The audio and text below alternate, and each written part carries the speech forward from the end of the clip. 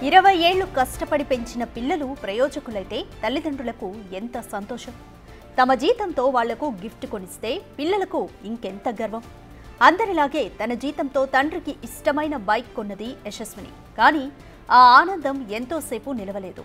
తాను ఇవ్వాలనుకున్న గిఫ్ట్ తండ్రికి చేరేలోపు రోడ్డు ప్రమాదంలో మరణించి తీరని శోకాన్ని మిగిల్చింది.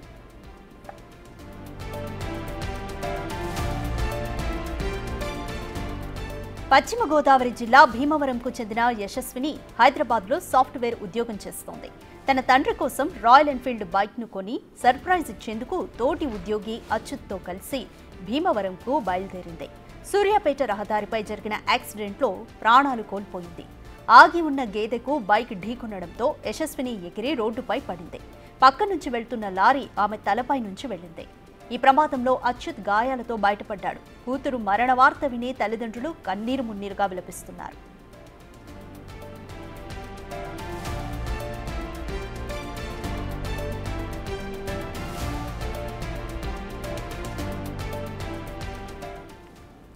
మోర్ డీటెయిల్స్ మా ప్రతినిధి సాగర్ అందిస్తారు.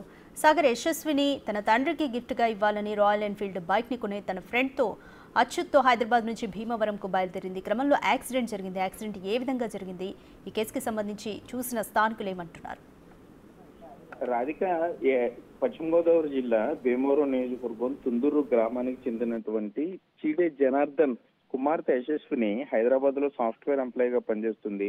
ఓ సంవత్సరం నుండి కొంత దాచుకున్న డబ్బులతో తన తండ్రికి రాయల్ ఎన్ఫీల్డ్ బైక్ గిఫ్ట్ గా ఇద్దాం, సర్ప్రైజ్ చేద్దాం అనుకుంటూ కూడా ఇంట్లో కూడా అంటే వారికి కూడా తెలియకుండా తన ఫ్రెండ్ ని సహాయం అడిగింది. అతని సహాయంతో తూర్పుగోదావరి జిల్లా ఉండ్రాజవరం మండలం వేలువెనకి చెందిన అచ్యుత్ ని సహాయం అడిగి అచ్యుత్ బైక్ తోలుతున్నాడు.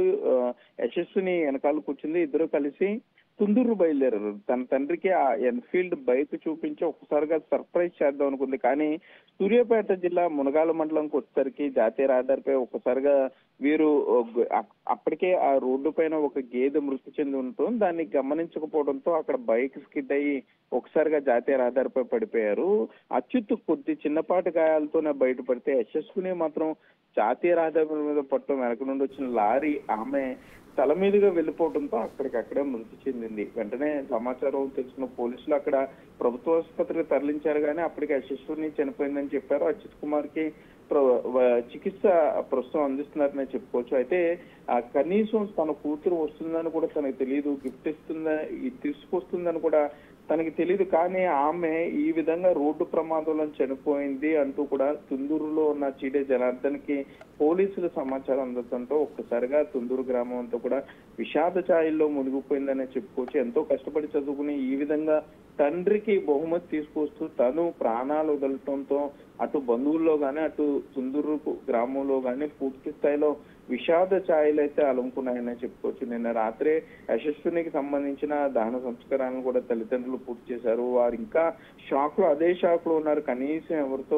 మాట్లాడే పరిస్థితుల్లో లేరు. బంధువులు కూడా కొంత వారిని బాధ నుండి బయటకు తీసుకొచ్చే ప్రయత్నం చేస్తున్నా కూడా వారు ఇంకా ఎవరితో మాట్లాడకుండా తమ కుమార్తె ఇంకా తమ కళ్ళ ముందే ఉంది అంటూ కూడా వచ్చిన వారందరితో చెప్పడం, ఆ బైక్ ని చూసుకుని మరింత శోకసంద్రంలో మునిగిపోయిన పరిస్థితి అయితే ఇక్కడ ఉంది. రాధిక, రైట్ సాగర్, యశస్విని తల్లిదండ్రులు ఇంకా షాక్లోనే ఉన్నట్టుగా చెప్తున్నారు. కనీసం వాళ్ళ యశస్విని బంధువులైనా కానీ లేకపోతే సిబ్లింగ్స్ ఉన్నారా, వాళ్ళు ఏమైనా మాట్లాడే ప్రయత్నం చేశారా? అయితే యశస్వినికి తమ్ముడు ఉన్నాడు, కానీ ఒక సోదరుడు ఉన్నాడు. కానీ ఎప్పుడైతే ఈ విధంగా అనుకోకుండా ఈ దుర్ఘటన జరిగిందో ఆ షాక్ లోని వారు కుటుంబ సభ్యులు బయటకు రాలేకపోతున్నారు. తుందూరులో కూడా భీమవరం నియోజకవర్గానికి సంబంధించి ఉన్న ఈ తుందూరు గ్రామం అంతా కూడా ఇంచుమించుగా వీరికి బంధువులు ఉన్నారు. బంధువుల్లోనే వీరంతా కూడా పక్కనే అందరూ ఉంటాం. కానీ ఒకసారిగా యశస్విని ఇంకా హైదరాబాద్ లో ఉద్యోగం చేస్తుంది అనుకుంటున్నారు. కనీసం ఆమె చెప్పలేదు, వస్తున్నామని చెప్పలేదు, పేరెంట్స్ కి ఇంటిమేట్ చేయలేదు, బంధువులు ఎవరికి ఇంటిమేట్ చేయలేదు. ఆ తండ్రి కోసం కొన్నటువంటి ఆ బుల్లెట్ బైక్ ని తీసుకొచ్చి తండ్రికి చూపించి ఒకసారిగా వారు ఎర్లీ మార్నింగ్ తండ్రి నిద్రలేసిన టైంలో సర్ప్రైజ్ చేద్దాం అనుకున్నారు. కానీ ఈ విధంగా తను ప్రాణాలు వదలడంతో పూర్తి స్థాయిలో అటు బంధువులు కానీ ఇటు తల్లిదండ్రులు కూడా శోకసంద్రంలోకి వెళ్ళిపోయారనే చెప్పుకోవచ్చు. వారు అసలు కనీసం ఎవరితో కూడా మాట్లాడే పరిస్థితులు ఇక్కడ లేవు. మనం కొంత మాట్లాడించే ప్రయత్నం చేసినా కూడా వారు అసలు కనీసం మాట్లాడకుండా ఇంకా షాక్ లోనే అయితే ఉన్నారు. రాధిక, రైట్, ఈ ప్రమాదంలో గాయపడిన అచ్యుత్ పరిస్థితి ఏ విధంగా ఉంది సాగర్? అయితే అచ్యుత్ కొంత చిన్నపాటి గాయాలతోనే తేరుకున్నాడని చెప్పుకోవచ్చు. నిన్నటి వరకు అతను కూడా ప్రభుత్వ ఆసుపత్రిలో కొంత చికిత్స అందించారు వైద్యులు. అనంతరం మెరుగైన ఆసుపత్రికి తరలించారని చెప్పుకోవచ్చు. వీరిద్దరూ ఒకే కంపెనీలో పనిచేస్తున్నారని అయితే ప్రస్తుతానికి మనకి సమాచారం అందుతుంది. అచ్యుత్ది తూర్పుగోదావరి జిల్లా, అంటే తను ఇక్కడ నిడదవోలు నియోజకవర్గానికి సంబంధించినటువంటి ఉండ్రాజవరం మండలం వేలువెన్నుకు చెందిన వ్యక్తిగా అయితే అచ్యుత్ను గుర్తించారు. అచ్యుత్ ప్రస్తుతం అయితే సేఫ్ గానే ఉన్నట్లుగా చెప్తున్నారు. వారు కూడా, అంటే వారి తల్లిదండ్రులు కూడా కొంత బాధలో ఉన్న పరిస్థితి. ఈ విధంగా తమ అబ్బాయి సహాయం చేద్దామని ఇప్పుడు వెళ్ళి ఒక అమ్మాయి ప్రాణాలు కోల్పోవటం కూడా వారిని కొంత కలిసివేస్తుందనే చెప్పుకోవచ్చు Radhika. Right, thank you Sagar.